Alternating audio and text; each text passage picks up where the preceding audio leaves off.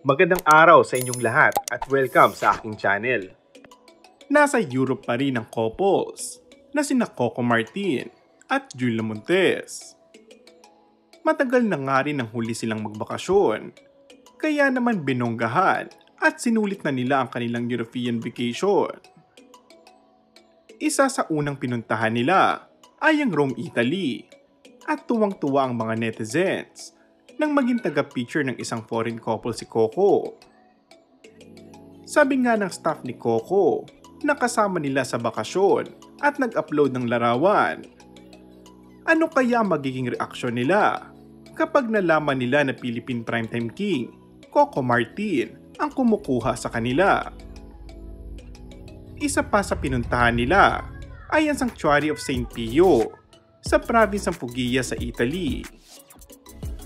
Ayon sa management ni Coco, ay dream come true para sa dalawa ang makapagdasal kay St. Padre Pio sa mismo sanctuary nito. Bumisita rin ang couple sa Cathedral of Santa Maria del Fiore sa may Florence, Italy. Sa ngayon nga ay nasa Switzerland na sila at gaya ng ibang turista ay tumungo rin sila sa Lake Lugerne sa Oblomel Canton. Sikat nga ngayon ang Lake Lugerne dahil sa hit South Korean drama series na Crash Landing on You.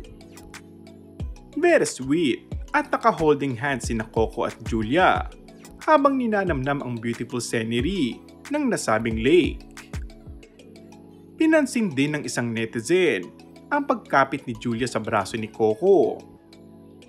Sana all ayaw ng bitawan, say ng nasabing netizen.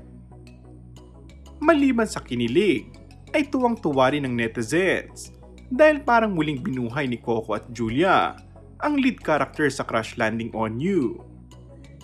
Say pa ng iba, bagay i-remake ng Coco Jules ang nasabing South Korean drama series. And that's all for our today's video. Kung bago ka lang sa aking channel ay mag-subscribe at pindutin na rin ang notification bell. Maraming salamat!